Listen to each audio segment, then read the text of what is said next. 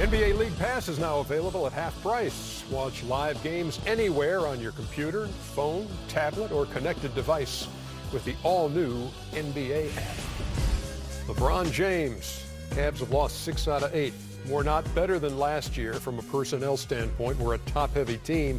I just hope we're not satisfied. It's like when you don't have bodies, it's tough. We're top-heavy. It's me, Kyrie, Kevin Love. It's top-heavy. I'm not singling out anybody. I'm not.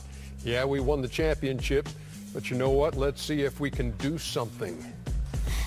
Challenging Dan Gilbert also to spend more.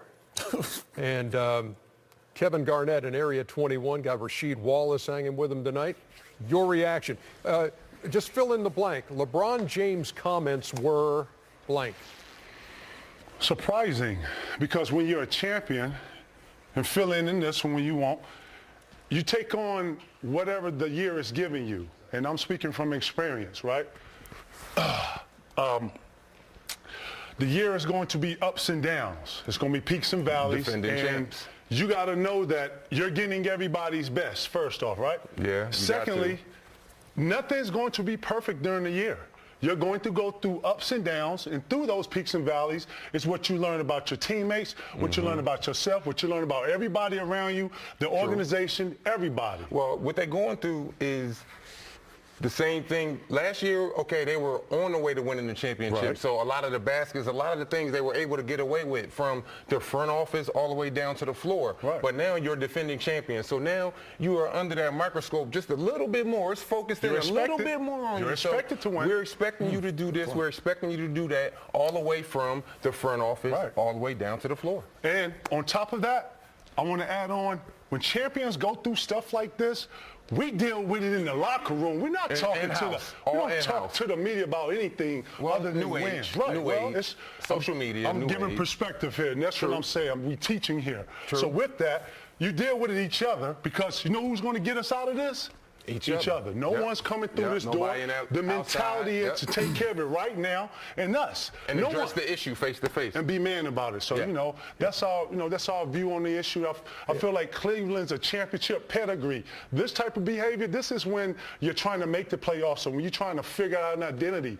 When you're a champion, you deal with it amongst this is normal. This is normal that's happening in that locker room. It's just that you're hearing about it now because of the whole social media era, but this is normal for the locker room. You know, let me get into something real, because we're going to hear from our guys in Studio J here in a second.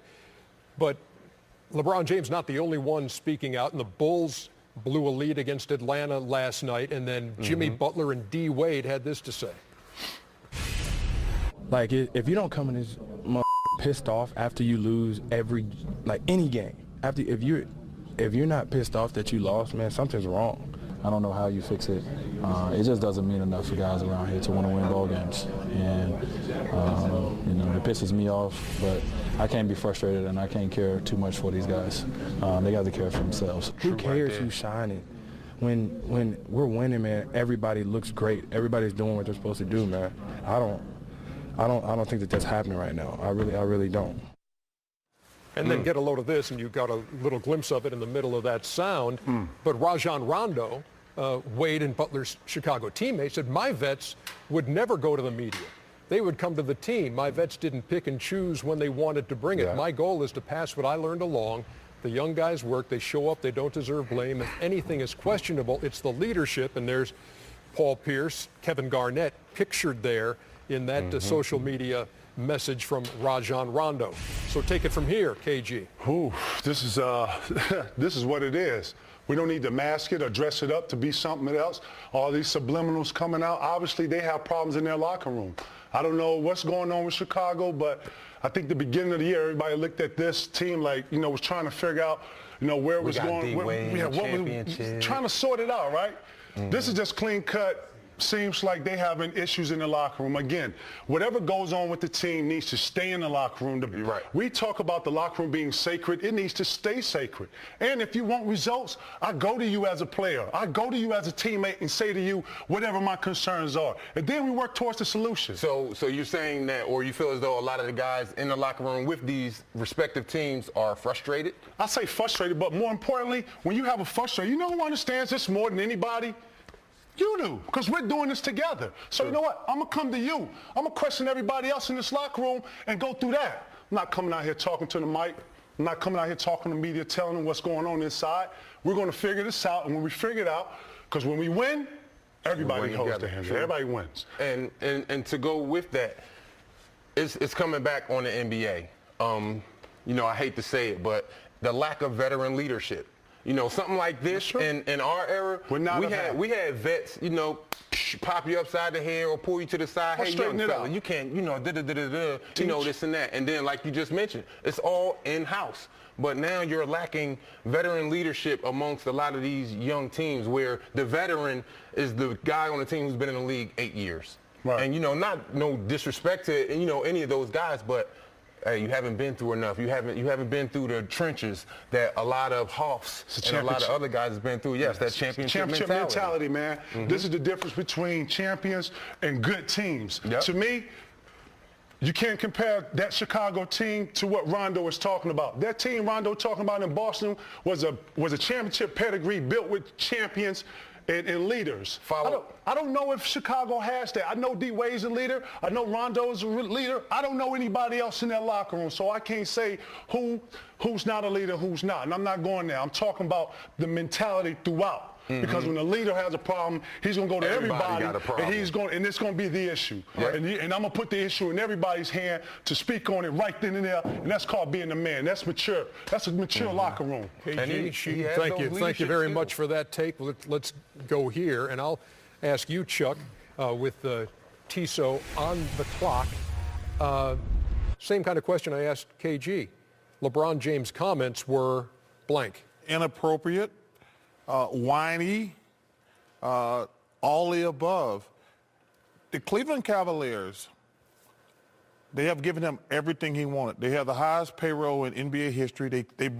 He wanted J.R. Smith last summer. They paid him. He wanted Shumpert last summer. They bought in Kyle Korver. He's the best player in the world. Does he want all the good players? He don't want to compete. He is an amazing player. But this notion, they're the defending champs, and for him to be trying to hold anything over Dan Gilbert's head, and I love all these wild punk-ass reporters on television who's afraid to call LeBron. LeBron's a great player and a great guy, but this notion that he's got to have all the best players on his team. He's got Kyrie Irving and Kevin Love. He wants everybody. He don't want to compete. He want to be the favorite all the time. It just pisses me off that a guy that great don't want to compete. His comments were what, Kenny? Inappropriate. And you stole his answer. Yeah, it was inappropriate. And you cheated off my test. That's why he's successful today. But I'll tell you what. Everyone has his perspective. This is our perspective. But we can't understand your perspective when you are the best player in the world. We can't understand your perspective when you have 2 All-Stars. We just can't understand it. So it's like the guy who says, well, you know, I got a Lamborghini, I got a Bentley and a Ferrari, but I need an everyday car, man, to get. We can't understand that perspective, man. I'm sorry. You have 3 of the best cars in the world. So, and you need an everyday Chevy to get you around, a U-Haul things around. We can't have sympathy for you. You could have that perspective, but we can give you no sympathy when you are LeBron James, the best player in the world, with all of those tools, top-heavy tools. We cannot have any sympathy. That's my understanding of it. Shaq. His comments were inappropriate, but Chuck, don't ever say LeBron doesn't want to compete. Does he need all the good players on this team to win? Yes. You know, it's inappropriate because I think in a professional manner he could have went upstairs. You know, they have great history, they have some bad history, but you know the history was rekindled. He should have went upstairs. But you don't think there's something wrong with even wanting more? No, let me like finish. from where you are not. now. You don't think that there is something fundamentally wrong? Something fundamentally like with wrong. saying that he wants more. You played for a team that had Big Four. You forgot about that? You, Akeem, Scotty. First of all, it doesn't matter. That wasn't even close. It doesn't matter. No, it's not even close. It doesn't matter. All old men way past that prime. It doesn't matter. This guy just won the championship. He got a young Kyrie Irving and a terrific Kevin Love. And but it takes more than that to win the championship. They just won the championship. What do you mean it takes more? Okay. They just won the championship. First of all, you know nothing about going back to back. I do and Kenny do. You listen. Teams are coming at his head. They need more. They need a big shot Bob. They need a guy like Kenny Smith. They need a playmaker like LeBron said. It's only inappropriate because he went to the media. He should have went to Dan Gilbert and said, hey, I need help, boom, boom, boom. And they should have had a private conversation. But don't ever say LeBron don't want to compete. Hey, listen, he says he needs help. Listen, he's the best player in the world. He's got plenty of help. Why don't he he's looking at, don't you think, looking at Golden State and saying, boy, they added Kevin Durant. But that's none of his business, Ernie. I know, but don't you think you want to be the GM for every team in the league now? I'm just saying, don't you think that provides his view of where Cleveland is and their chances of repeating? Cleveland's done everything. Ernie, they got the highest payroll in the league. They don't have any tradable parts. I'm just trying to say why LeBron might be looking at that as saying, he says, we're not as good, and they're better than they were. He doesn't have that right, because what Kevin Durant did was not ordinary. That was extraordinary. That doesn't happen in our lifetime. That's the first time that's happened in basketball lifetime, where a guy who was on a team that was up 3-1 and was about to go to the NBA Finals goes to the team that beats them. That doesn't happen. So you cannot compare what Golden State has to what the world has. LeBron James, regardless, is the best player in the world, the most difficult player to guard at this stage of his career. But he has a we right cannot have any sympathy for you. And we can't understand your perspective. Let me say one thing. That's all looking for you. We're not saying that right or wrong. Let me tell you something, Ernie. But when you announce it to the media, you are looking for. First of all, we don't even know what's going to happen in the finals. But if LeBron James is able to beat the Golden State Warriors or the San Antonio Spurs, his legacy is going to grow through the roof. But this notion, listen, the Cleveland Cavaliers have the highest payroll in the NBA. I'm granting you that. I understand that. But Ernie, this ain't like a 7-Eleven. You can just go in and buy anything. They're trying to make trades. They got lucky getting Kyle Korver. Like, Kyle Korver's a good player. They gave up Mike Dunleavy, who wasn't even playing. But this ain't like you can just say, hey, let me go get this player here, there. They got the highest payroll in the league. They paying $40, $50 million in luxury. If they were under the cap, he might have a point. But when you're the highest paid team in the NBA. By far. You don't have a leg to stand on when you make that comment. Now, you could say, we need to make our young guys who are here, we need to get them ready quicker and figure out a way, because you have no movable income and movable parts because you are the highest paid team. You did everything that you could do. You spent the most. And that's why I said he should have had that conversation with Dan Gilbert instead of going to the media. Okay. And that's the only problem we have with it, Shaq. No, you're saying he don't want to compete. Do he want to have the best player? Yeah, he want to have the best player. We all want the best players. But he's the defending NBA champion. And they act like they don't have a chance. They have a chance. He's the best player in the world. That's okay, and they need better players. Let's switch gears to the Chicago. Let's switch gears to the Chicago situation. Could things be any worse in that locker room right now? You have Butler and Wade after the game, and then you have Rondo the next day seemingly taking shots at those guys. No, he did. He took shots. Yeah. I mean, but first of all, Rondo was 100% correct. You know, those two guys, one guy's won championship, one guy's a good player. It's easy to blame everybody else instead of trying to make those guys around them better. Ernie, they have blown 2 10-point leads with 2 minutes to go with Wade and Butler. They have to take some responsibility for that. Well, this is very simple to me. Dwayne Wade has been a hell of a player. He's an aging superstar. Miami did not want to pay him. They let him go. He thought it'd be a great story, him going back to Chicago. They stink, and he wants to get out. That's plain and that's simple. Yeah, I mean, I agree with Chuck, and I agree with Rondo, honestly, because you look at, I played with one of the best players ever played, Hakeem Olajuwon. When he was frustrated at one time at the team, he called out a guy in the locker room. He said, Adrian Caldwell, if you don't come to practice early with me and play me one-on-one, we know you don't want to play now. We know you don't want to play. What happens? The next 15 days, him and Adrian Caldwell playing one-on-one every day. Adrian starts getting to the lineup. A lot of times when guys are talking into the microphone, as Kevin said it, I felt like I was on Kevin Garnett's team, and I'm listening. I got a bird's-eye view of what he says to his team. That was probably the best Area 21 I've seen.